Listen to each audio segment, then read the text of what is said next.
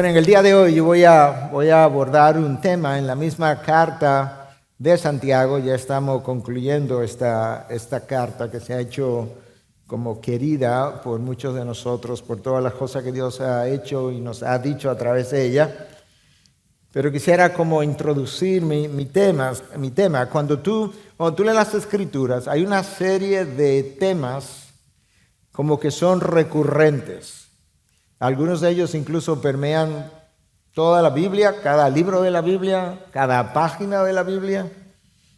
Y pudiéramos pensar en lo que es, por ejemplo, la revelación del carácter de Dios. Eso está en cada página de la Biblia, de una u otra forma. Pudiéramos pensar en el pecado y sus consecuencias, en las necesidades o necesidad de arrepentimiento, de perdón, la vida de santidad, la vida de servicio. Y así pudiéramos continuar y hacer una larga lista, la condenación, la salvación.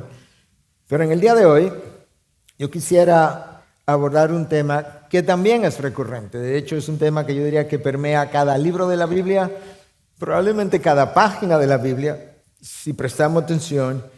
Y me refiero al tema del dolor y el sufrimiento y la necesidad de perseverar hasta el final, como ya veníamos cantando, ¿verdad? En alguna de las canciones, y la esperanza que nosotros tenemos. Y esa es la razón por la que yo he titulado mi mensaje de esta mañana: perseverar bajo el dolor tiene su recompensa.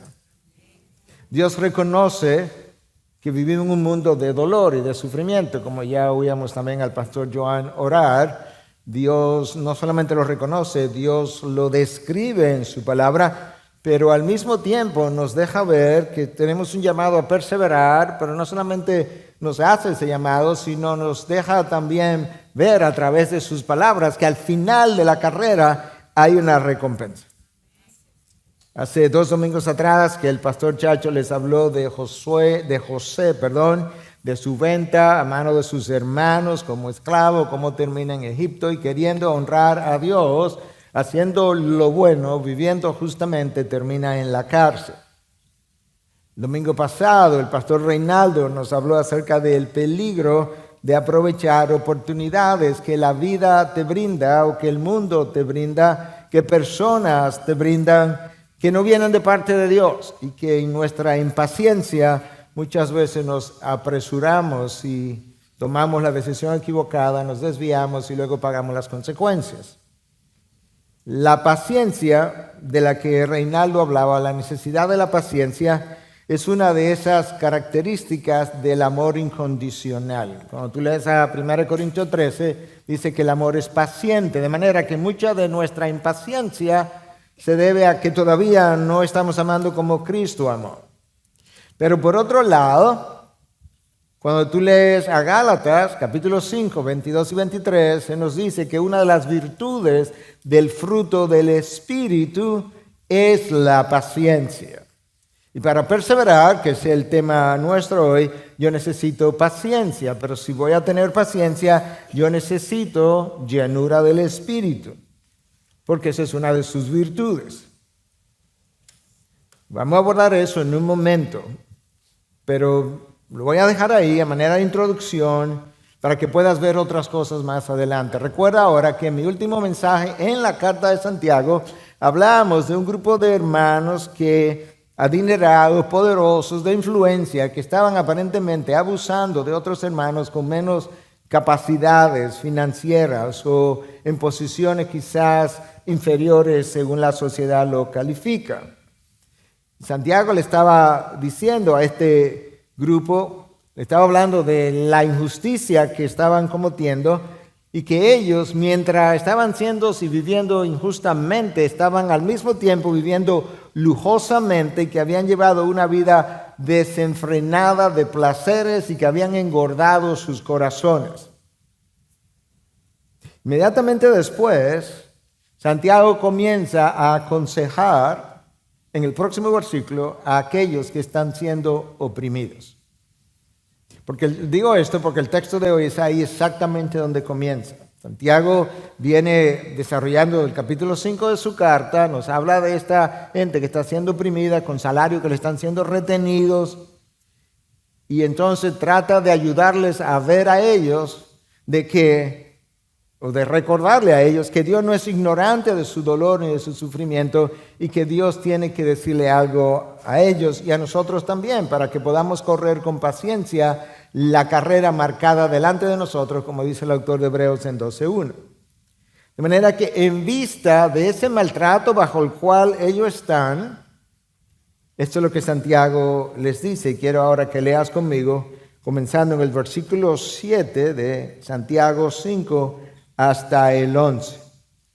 Por tanto, ¿notaste el por tanto? El por tanto me está conectando con lo anterior.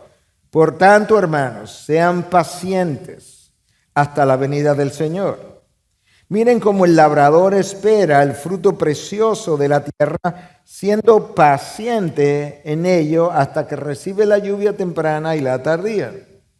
Sean también ustedes pacientes. Esta es la tercera vez que él habla de ser paciente. Fortalezcan sus corazones, porque la venida del Señor está cerca. Hermanos, no se quejen unos contra otros, para que no sean juzgados. Ya el juez está a las puertas. Hermanos, tomen como ejemplo de paciencia y aflicción a los profetas que hablaron en el nombre del Señor. Miren que tenemos por bienaventurados a los que sufrieron. Han oído de la paciencia de Job y han visto el resultado del proceder del Señor, que el Señor es muy compasivo y misericordioso. Tú viste cómo él cierra ese texto llamando la atención sobre el carácter de Dios que está plasmado en todos los pasajes de la Biblia. El Señor es muy compasivo y misericordioso. Santiago tiene 3 recomendaciones para estos hermanos y tiene 3 ilustraciones en el pasaje que acabamos de ver. La primera recomendación está en el versículo 7. Sean pacientes hasta la venida del Señor. En vista de las aflicciones bajo las cuales ellos están, estos hermanos que no están siendo tratados de manera justa, Santiago les llama y nos llama a nosotros a ejercitar la paciencia. Cuando Santiago nos llama a ejercitar la paciencia, él nos brinda perspectiva y eso es algo que yo aprecio enormemente, que cuando Dios nos dice cosas, al mismo tiempo nos da cierta perspectiva para que podamos entender que eso que Él me está llamando a hacer o a vivir tiene una forma de ser visto y vivido. Y cuando Santiago comienza a decirle a este grupo, sean pacientes, inmediatamente les dicen, hermano, yo no le estoy diciendo que sean pacientes en este trabajo que tienen porque viene un trabajo mejor. No, yo no sé si viene un trabajo mejor. La paciencia, lo que le estoy llamando, es una que debe extenderse hasta la venida del Señor. En otras palabras, de este lado de la eternidad siempre habrá aflicción. Puedo salir de una, pero probablemente hay otra que viene de camino. Si eso es verdad, Santiago quiere que tú y yo comencemos a ajustar nuestras expectativas, porque frecuentemente caminamos, andamos, vivimos en la vida cristiana con expectativas erróneas. Recuerda, este es un mundo caído, injusto, insatisfactorio y peor todavía. No es solamente que el mundo es así, nosotros somos personas caídas, autocentradas, rebeldes y todavía más, en necesidad de ser afligidos para poder Dios cultivar en nosotros un carácter santo, humilde, sabio, manso.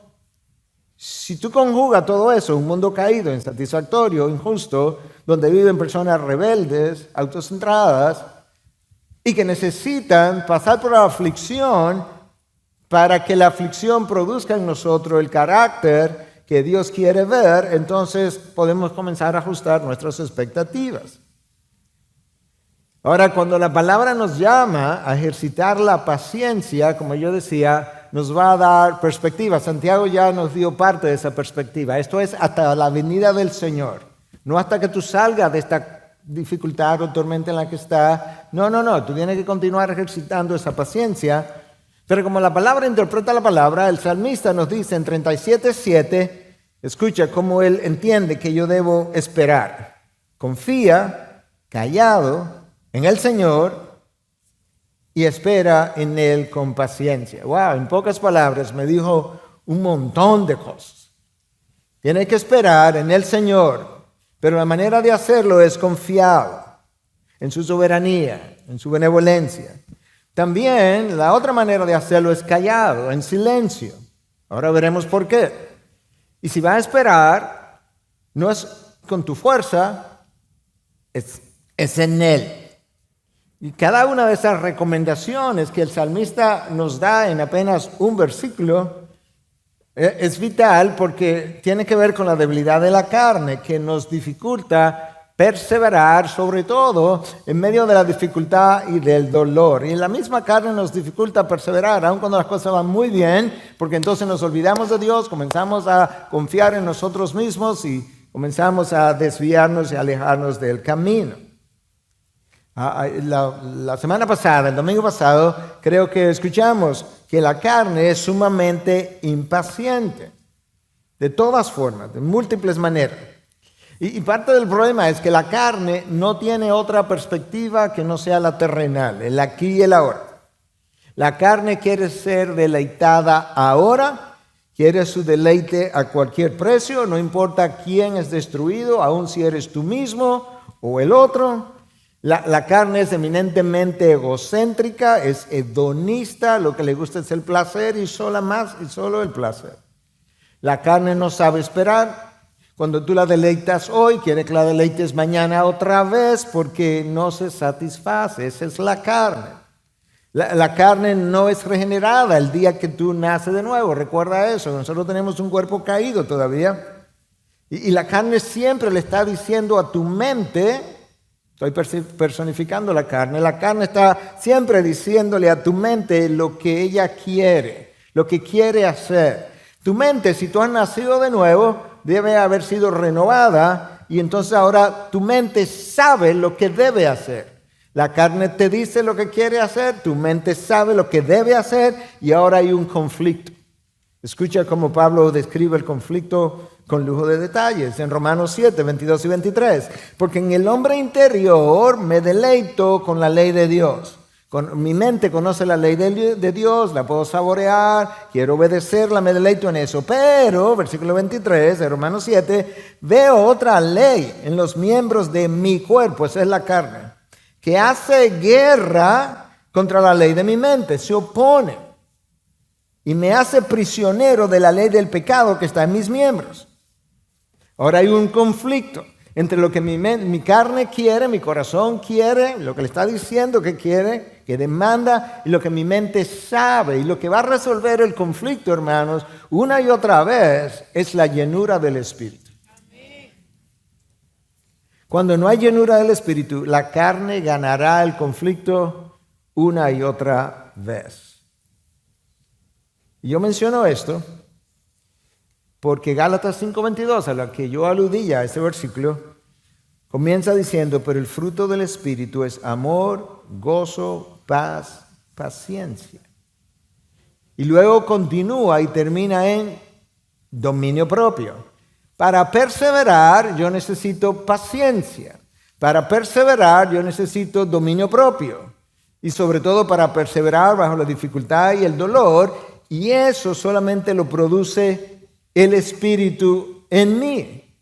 Y nota que la primera virtud del fruto del Espíritu, para como todavía agrandar la idea, la primera virtud del fruto del Espíritu es amor. Y Pablo me dice que el amor es paciente.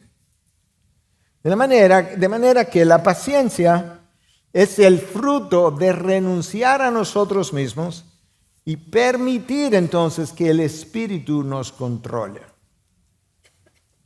Porque frecuentemente me controlan mis emociones, mi mente, que la dejo ser inundada con cosas que yo mismo pienso o pensamientos que quizás Satanás se la ingenia para poner en mi mente.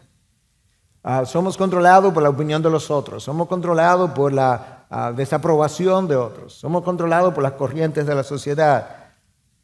Yo necesito finalmente renunciar y saber que la vida que ahora yo vivo no la vivo yo, sino que la vive Cristo en mí. Y que el Espíritu controle mi vida. El control del Espíritu nos hace pacientes. De lo contrario, seremos controlados por las emociones y iremos de aquí para allá. Entonces, dado todo eso, Santiago nos dice, sean pacientes, y se lo está diciendo a un grupo de personas que están siendo tratadas injustamente, versículo 1 al 6. Y a ellos le dice, sean pacientes hasta la venida del Señor. Y recuerda lo que el salmista nos dijo, que debemos esperar en el Señor confiado y en silencio. Recuerda esas tres cosas. ¿Cómo es que debemos esperar? En el Señor, porque no lo puedo hacer de otra manera. Porque si necesito el fruto del Espíritu para perseverar, para ser paciente, tengo que hacerlo en el Señor. Fuera del Señor no tengo el Espíritu, y si no tengo el Espíritu no tengo su fruto. Número 2, yo tengo que esperar confiado. El salmista sabe algo que tú y yo debemos saber, porque lo hemos hablado aquí anteriormente, y es que el sufrimiento, la materia, como una materia de la universidad, la materia, la asignatura llamada sufrimiento es parte del currículum. Y hay sufrimiento 101, 102, 103, 104, hasta que entre en gloria. El salmista me está diciendo que espere confiado porque él sabe, y tú también, hermano, si tienes un tiempo en la vida cristiana, la aflicción la controla el Señor. La aflicción de Job no la controló Satanás. La produjo Satanás, la controló el Señor. De la misma manera que Dios controla el viento, la lluvia, las fuerzas del mal, controla el sufrimiento. Recuerda cuando el pastor Chacho hablaba de José, cómo él soportó la aflicción y al final, cuando sus hermanos vinieron y estaban todos amedrentados, él es quien los calma y le dice, tranquilo, que esto Dios lo quiso para bien, para salvar a toda una nación. La aflicción de José estaba bajo el control de Dios. No es obra del azar, hermanos. El azar, para pronunciarlo con Z, no tiene control de nuestras vidas. No sabe lo que yo necesito. No sabe cuándo hacer comenzar una aflicción y cuándo hacerla terminar. Son obra de las manos de Dios, por razones que tú y yo muchas veces no entendemos. Pero el salmista nos llama a confiar, y la confianza es ¿en qué? En el carácter de Dios, en su amor, gracia, benevolencia, soberanía. Hermanos, el mejor barómetro de una iglesia o de tu vida no es la teología que dice creer. No. Es la confianza con la que vive después de haber sido informado por la teología. Y de ahí la pregunta, creo que le conté esa historia del pastor rumano que vino a Estados Unidos y le preguntó al pastor Ken Hughes en una ocasión, este fue Richard Wurmbrand, yo creo que te lo dije recientemente, que si su iglesia era una iglesia que creía la Biblia o una iglesia que vivía la Biblia. Santiago nos está diciendo, vive lo que dices. El salmista nos llama a ser pacientes en silencio. Y la razón es que nuestro Dios es el Señor de la aflicción.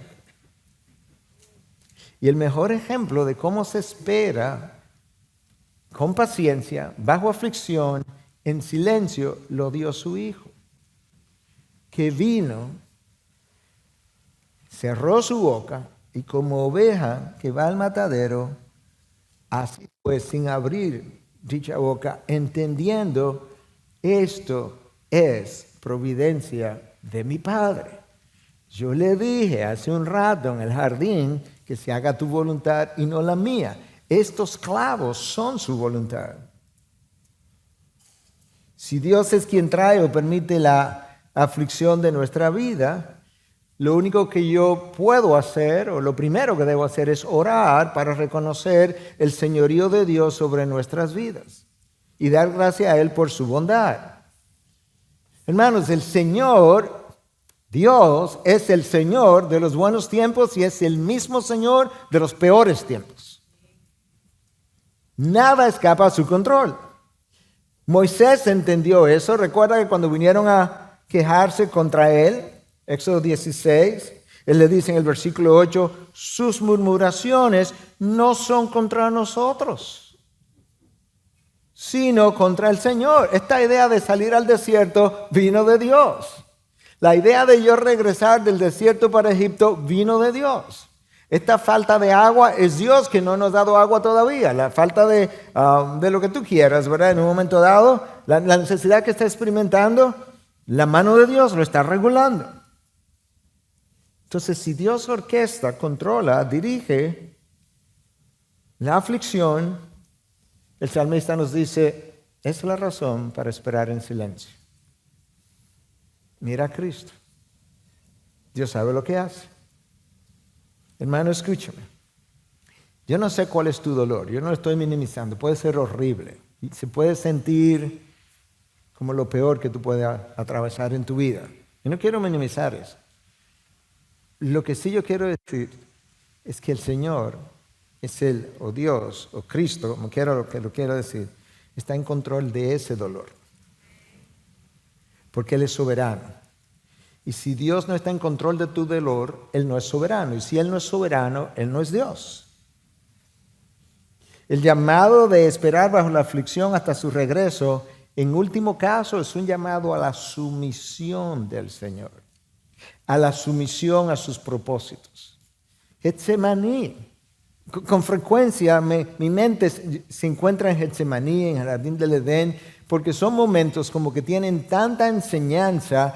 En Getsemaní el Señor Jesús, representándonos a nosotros, le dice a su Padre, es que yo no estoy aquí abajo para hacer mi voluntad, sino la tuya. O sea, que sea lo que sea, yo voy. Santiago ya nos había dicho en el capítulo 1 que nuestra fe es probada. Quizás no lo recuerde, pero Santiago nos habla en el capítulo 1, iniciando acerca de la necesidad de paciencia bajo tribulación, y cierra su carta ahora en el capítulo 5 hablando de la misma cosa, como 2 portalibros. Porque el Santiago nos dice en el capítulo 1 que la fe es probada y la fe probada engendra paciencia. Y la paciencia es necesaria en el proceso de formación de nuestra perfección. Escucha cómo Santiago lo dice. Sabiendo que la prueba de su fe, capítulo 1, versículo 3, produce paciencia. Seguimos hacia el 4. Y que la paciencia tenga su perfecto resultado para que sean perfectos y completos sin que nada les falte. Entonces esto es como vamos a definir la paciencia bíblicamente, a la luz de lo que estamos viendo. Es la capacidad para esperar por las promesas de Dios bajo presiones variables, con tranquilidad y esperanza para ser obtenidas en el tiempo de Dios y a la manera de Dios. Déjame decir eso otra vez. La capacidad para esperar por sus promesas, las promesas de Dios bajo presiones variables, con tranquilidad y esperanza, para ser obtenidas en el tiempo de Dios y a la manera de Dios. Esta es la recomendación número 1 de Santiago, informada por otros versículos bíblicos de la palabra o interpretada por otros versículos bíblicos de la palabra. La recomendación número 2 está en el próximo versículo 8. Fortalezcan sus corazones, porque la venida del Señor está cerca. Otra vez, Santiago nos está brindando perspectiva. Cuando tú lees esa frase, dice, la venida del Señor está cerca, nos choca, porque decimos, pero tenemos 2000 años esperando y todavía no sabemos cuándo viene. Pero tú cantaste exactamente lo mismo. Y no nos chocó. Tú cantaste una línea que decía, el Señor pronto volverá. ¿Tú cantaste lo mismo que Santiago? El Señor pronto volverá. Santiago dice, la venida del Señor está cerca. Recuerda que le es animado a que cuando cante le presten atención a los que cantan y traten de unir muchos de los versículos y demás con lo que estás cantando. Porque tan pronto yo canté esa línea que la había cantado en otra ocasión, me dije a mí mismo, ups, pero eso es lo que Santiago dice. Porque dada la eternidad y dado el tiempo que nosotros vivimos aquí abajo, el tiempo que vivimos aquí abajo, alrededor de la eternidad, o al lado de la eternidad, es como un abrir y cerrar de ojos, hasta el punto que 1000 años es como un día y 1000 días como un año. Entonces Santiago nos dice, fortalezcan sus corazones, porque la venida del Señor está cerca. Ahora la pregunta es, ¿qué significa fortalecer mi corazón? Porque no es el músculo cardíaco que está a lo que Santiago se está refiriendo. Es una forma de decirnos, tú tienes que estar firme de diferentes maneras. Escucha cómo la palabra nos informa cómo podemos estar firmes. Escucha, 1 Corintios 15:58, estad firmes. Bueno, todavía no me dice cómo, pero sí me dice que debo hacerlo. 1 Corintios 16:13, estad alerta, permanecer firmes en la fe. Ahora sí algo más. La misma carta de Corintios, la primera carta en 16:13. Ahora sé que para estar firme necesito tener fe. Segunda de Corintios 1:24, porque en la fe permanecéis firmes. Otra vez Pablo me dice. Gálatas 5:1, por tanto permaneced firmes. Eso es lo mismo que fortalece tu corazón. Efesios 6:11, para que podáis estar firmes. Efesios 6:13, estad firmes. 6:14, estad pues firmes. Filipenses 4:1, estad firmes en el Señor. Ahora sé que para estar firme necesito estar en el Señor, vivir la vida en el Señor, y necesito fe para que estéis firmes, perfectos y completamente seguros en toda la voluntad de Dios. Colosenses 4:12. Ahora entiendo que la otra forma de estar firme o fortalecer mi corazón es desear, pedir y vivir en la voluntad de Dios. Fuera de la voluntad de Dios no tengo firmeza. Así que, hermanos, 2 Tesalonicenses 2:15, estad firmes y conservar las doctrinas. Si negocio las doctrinas, no voy a estar firme. Necesito conocer lo que Dios ha revelado, creerlo, confiarlo y vivirlo, y voy a estar firme. 1 de Pedro 5:9, pero resistidle, Satanás, firmes en la fe. De manera que cuando Santiago me dice que fortalezca mi corazón, no me está diciendo que espere pasivamente, no, yo necesito fortalecer mi corazón creyendo lo que Dios ha revelado, confiado en la voluntad de Dios, pedir la voluntad de Dios, desear la voluntad de Dios, vivir la voluntad de Dios, y yo necesito fe en ese Dios. De hecho, todos los versículos que te leí tú lo puedes resumir bajo 3 sombrillas. Podemos y debemos estar firmes en la fe, podemos y debemos estar firmes en la voluntad de Dios, porque eso nos va a ayudar a esperar confiado, y debemos esperar firmes en las doctrinas que hemos aprendido. Esa es la manera como la Biblia interpreta la Biblia. Fortalecer vuestros corazones, pero no sé qué eso significa. Bueno, el resto de la Biblia nos ayuda a entender. Esperar con la actitud correcta es vital, hermano. No solamente para tu estabilidad emocional, mental, no solamente para honrar a Dios, es vital porque la manera como esperas, bien o mal, es un buen o mal testimonio para los que todavía no han creído. Escucha a Pedro en su primera carta 2:12, mantener entre los gentiles una conducta irreprochable. Vuelvo y les recuerdo, cuando tú lees los requisitos para ser pastor, que dice que el pastor debe ser, o el obispo, el anciano, irreprensible, irreprochable, eso no es para él solamente, eso es para todos nosotros. Mantener entre los gentiles una conducta irreprochable. ¿Cuál es el propósito de eso, Pedro? A fin de que en aquello que os calumnian como malhechores, ellos, por razón de vuestras buenas obras, al considerarlas, glorifiquen a Dios en el día de la visitación. Va a llegar un día en que Dios quizás quiera visitar a los gentiles, y ellos se acordarán que conocieron a una persona que le dio un buen testimonio, que vivió bien, que confió en Dios, que permaneció firme, aún bajo el dolor y la aflicción, y eso le va a ministrar. Recomendación número 3 de Santiago. Hermanos, no se quejen unos contra otros para que no sean juzgados. Ya el juez está a las puertas. Uno pensaría que Santiago está diciendo, antes que ustedes se mueran van a ver al juez. No, es que nosotros vivimos con una perspectiva eterna donde las cosas temporales es como que pueden pasar hoy, como en efecto. Cristo pudiera venir hoy a la luz de lo que la Escritura revela. El juez pudiera estar a la puerta, de manera que yo tengo que vivir como si ese es el caso. En el camino, en el proceso, en la espera, bajo dolor, bajo aflicción, Santiago me dice como una de las peores cosas, una de las cosas que nosotros peor hacemos. Si no se quejen contra otros. Nosotros tenemos una tendencia cuando las cosas no van bien y es a dudar. Y el fruto de la duda, ¿tú sabes cuál es? La queja. Hermanos, ¿cuándo fue la última vez que tú te quejaste? ¿Como cuántos días tú tienes sin quejarte? ¿O cuántas horas? ¿O cuántos minutos? ¿Tú te das cuenta? Si mi corazón no está fortalecido, cuando yo comience a quejarme, yo voy a comenzar a dividirme o alejarme de Dios o de mis hermanos.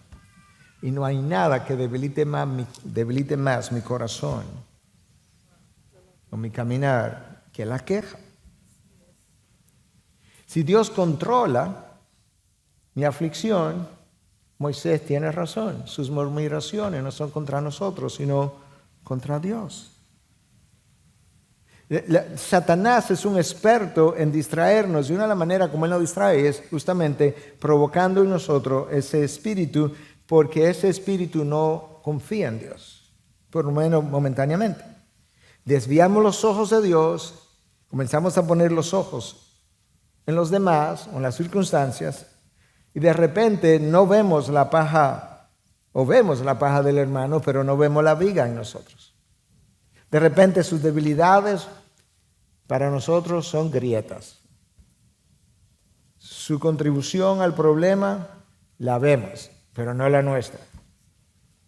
Vemos su orgullo y nos irrita su orgullo, pero no el nuestro. Vemos su falta de crecimiento, pero no nuestra debilidad de la carne. Y nosotros no podemos esperar en el Señor, ni podemos esperar, como el salmista nos anima, en el Señor, confiados y callados, si estamos en esas condiciones. Hermanos, versículo 9, lidiamos con el 7, lidiamos con el 8, estamos en el 9. Hermanos, no se quejen unos contra otros para que no sean juzgados. Cuando no tengo gracia con el otro, no puedo esperar gracia de parte de Dios. Ian Dewitt, yo sé que él no es muy conocido, pero es un autor muy respetado, escribió un comentario sobre el libro de Números, donde están todas las quejas del pueblo judío. Y él dice lo siguiente: a la queja nunca se le da mucha atención como un problema en sí, como un pecado grave. Y él agrega: la queja no es uno de esos 7 pecados capitales, reconocidos desde la antigüedad, donde está la lujuria y la glotonería y la envidia. 7 pecados capitales de los que habló Dante en su famosa comedia o novela. De manera que, bueno, te decía, ahí está la lujuria, la gula, la avaricia, la pereza, la ira, la envidia y el orgullo o la soberbia. Pero dice este autor que él no cree que la queja estaría en esa lista, aún se la amplía a 50. Tú puedes tomar esos 7 pecados capitales y él dice, yo no creo que lo pondríamos, aún si ampliamos la lista hasta 50. Él dice lo siguiente: porque nadie va al consejero y le dice, ayúdame, soy adicto a quejarme. No hay reuniones de quejones anónimos, ni programa de 12 pasos diseñado para curar esta condición. Esto no se debe a que no hay personas que sufran de este problema, porque ¿quién de nosotros no se ha quejado acerca de algo en la vida? O acerca de todo en la vida. Quizás asumimos que como la queja es tan frecuente, el quejarnos no puede ser tan grave. Él agrega, es virtualmente nuestro pasatiempo nacional. Está tan enraizado en nosotros que ha sido descrito como nuestro derecho dado por Dios.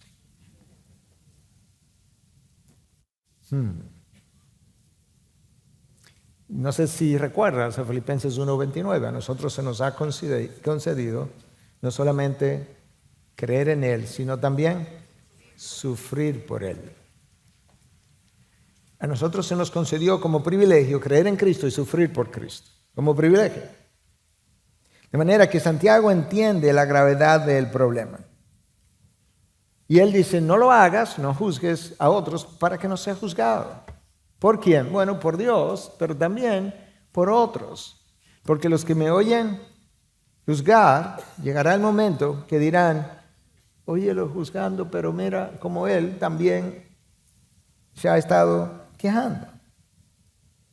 Por eso el Salmo 37:7 nos manda a esperar confiados y a ejercitar la fe.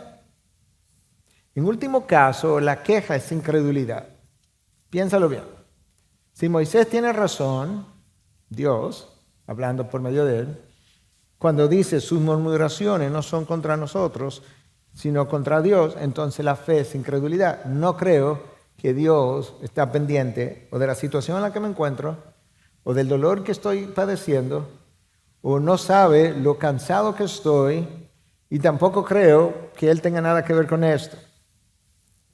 Entonces Santiago nos da esta tercera ilustración y pasa a darnos nos dio tres recomendaciones y pasa a darnos tres ilustraciones. La primera ya estaba arriba, en el versículo 7. Miren cómo el labrador espera el fruto precioso de la tierra, siendo paciente en ello hasta que recibe la lluvia temprana y la tardía. La lluvia temprana es alrededor, en esa área, alrededor de octubre, noviembre, quizás principio de diciembre, la lluvia tardía ya como marzo, abril. Él dice, el labrador trabaja la tierra, ara la tierra, abona la tierra, trabaja duro, abona la tierra y luego siembra la tierra y se sienta a esperar. Pero llega un momento que la tierra le produce una recompensa. Esa es la ilustración perfecta para dejarnos saber a nosotros que debemos esperar después de padecer la aflicción, la dificultad, porque si la tierra, permíteme decirlo de esta manera, si la tierra sabe recompensarte, mucho más sabe el Dios de la tierra cómo recompensarte. Y ahí el llamado a esperar con paciencia. La segunda ilustración está relacionada a la paciencia de los profetas. Versículo 10. Yo no sé si tú has pensado detenidamente en la aflicción de los profetas, pero nota cómo él dice, que prestemos atención o recordemos la aflicción de los profetas, no lo deja ahí, que hablaron en nombre del Señor. En otras palabras, el hecho de ellos ser mensajeros del Señor, voceros del Señor, de la voluntad del Señor, no los eximió de dolor. De hecho, padecieron mucho más que muchos de nosotros. De manera que Santiago está usando el hecho de que ellos fueran profetas, de que hablaron el nombre del Señor y la aflicción que sufrieron para decirle, nada de eso te exime ni a ti ni a mí del dolor. De hecho, el hecho de ser todo eso los arriesgó o los predispuso, los hizo más vulnerables al dolor. Y no solamente más vulnerable, los hizo partícipe de mayor tribulación. Escucha lo que Pablo le dice a Timoteo en su segunda carta en 3:12. Y en verdad, todos los que quieren vivir piadosamente en Cristo Jesús, yo quiero pensar que todo el que se considera cristiano aquí quisiera vivir piadosamente, ¿sí o no? Ok, ahora yo no sé si tú quieres lo que sigue.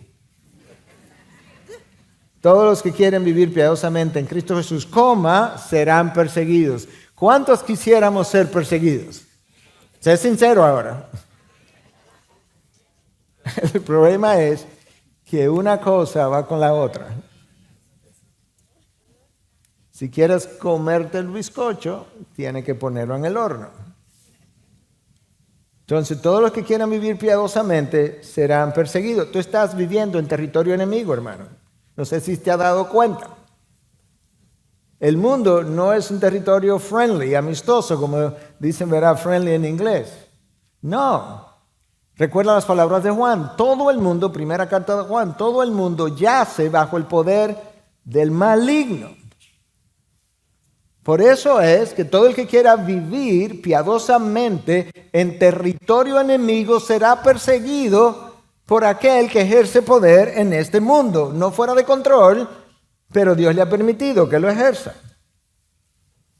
Tú recuerdas las palabras de Esteban en el libro de los Hechos cuando lo estaban apedreando. Lo estaban apedreando porque él comenzó a confrontarlos.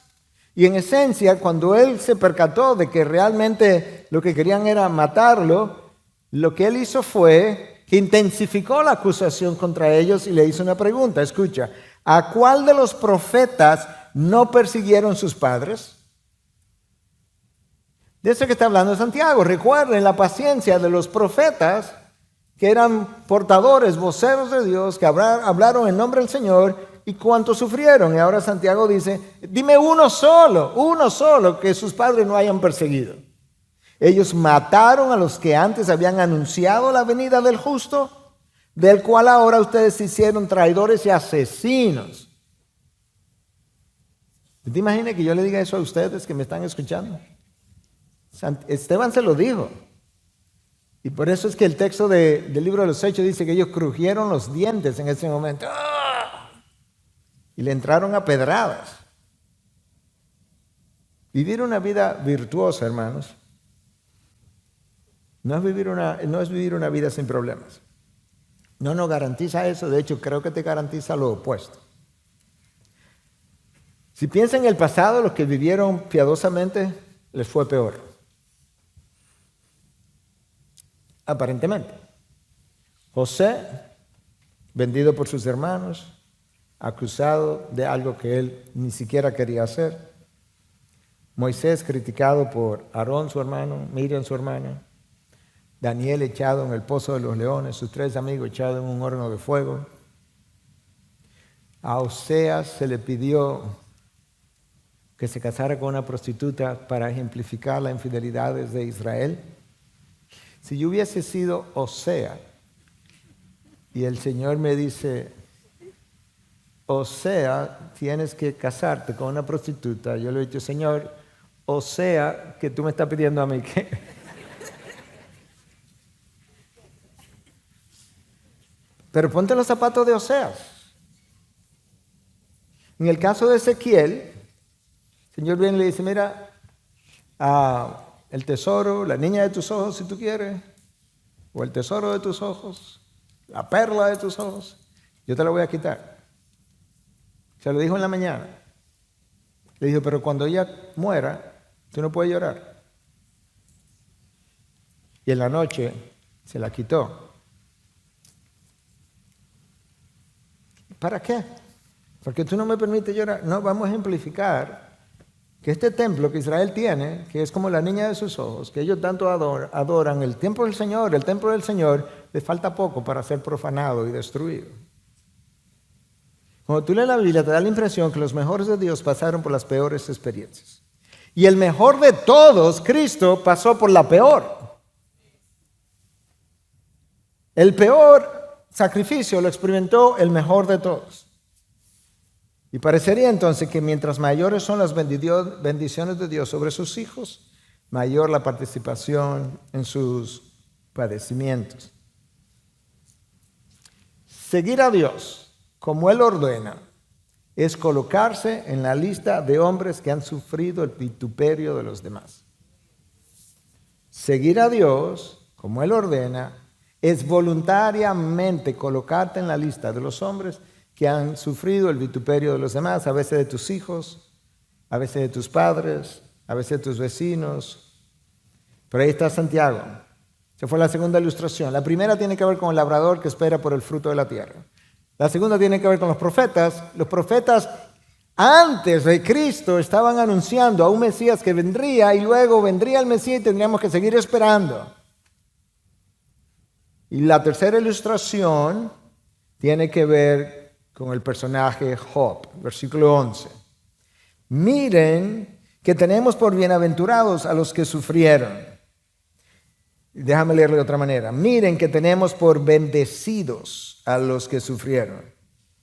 Y aquí viene Job. Han oído de la paciencia de Job y han visto el resultado del proceder del Señor, que el Señor es muy compasivo y misericordioso. Oyeron de la paciencia, lo que le está diciendo, pero luego cuando Job esperó, viste cómo el Señor le devolvió todo y de forma acrecentada, porque el Señor es compasivo y misericordioso. Porque esperar bajo el dolor o perseverar bajo el dolor tiene su recompensa. Job perdió todos sus bienes en un solo día. El mismo día pierde sus 10 hijos. Perdió el apoyo de su esposa que lo incitó a maldecir a Dios.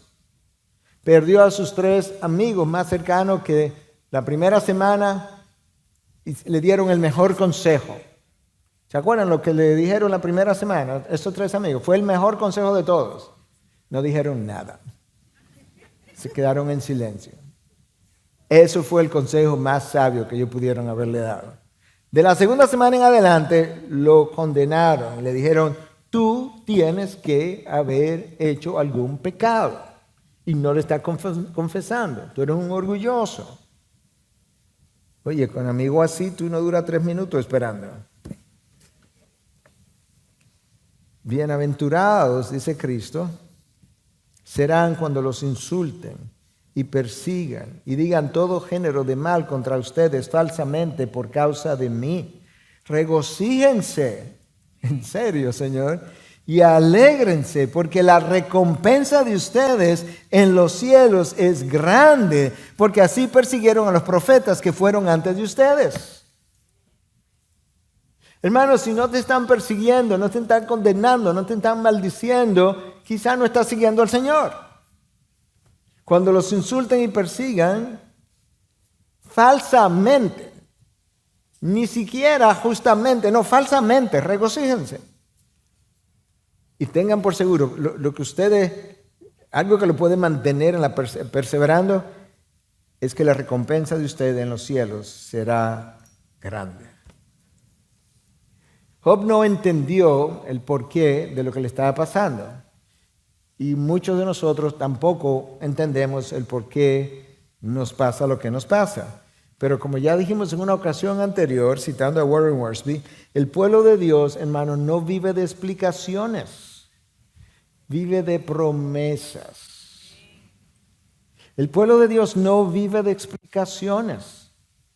Dios nos da algunas explicaciones, nos da explicaciones generales, pero no particulares.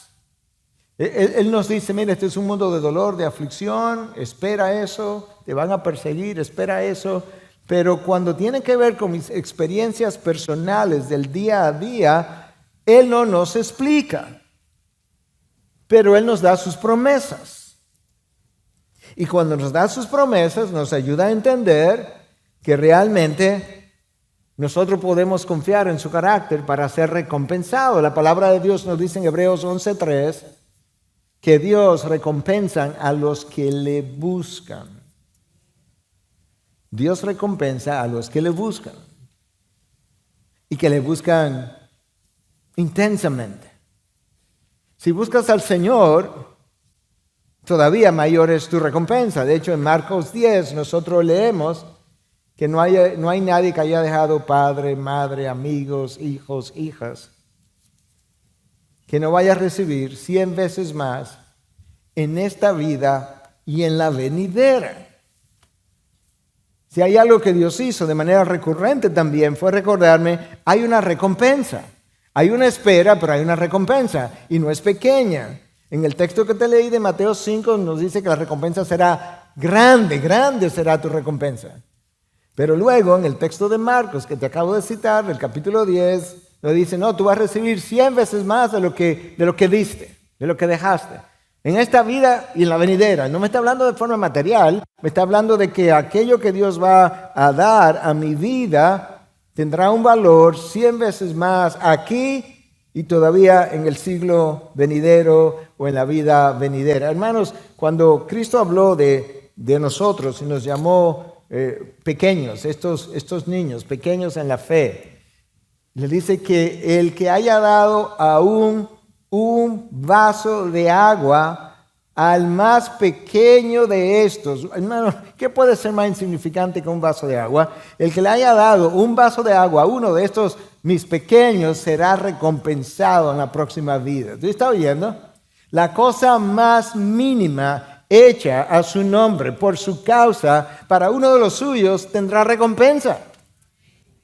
Eso es impresionante.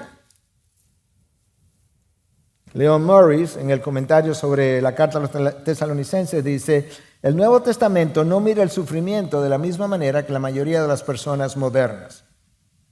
Para nosotros el sufrimiento es algo malo o malvado, algo para ser evitado a toda costa, Ahora, mientras el Nuevo Testamento no pasa por alto este aspecto del sufrimiento, no pierde de vista que en la providencia de Dios el sufrimiento, escucha, es frecuentemente el instrumento de Dios llevar a cabo su propósito eterno. El instrumento desarrolla en los que sufren, eso somos tú y yo, cualidades del carácter. Nos enseña lecciones valiosas. El sufrimiento no es algo que el creyente puede evitar. Para él es inevitable. Él ha sido predestinado para eso. Tú fuiste predestinado para sufrir. Hermano, quizás lo has oído.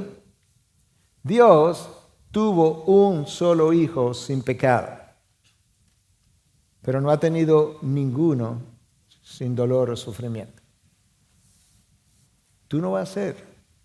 Él no ha tenido uno hasta ahora y tú y yo no vamos a ser el único sin dolor o sufrimiento.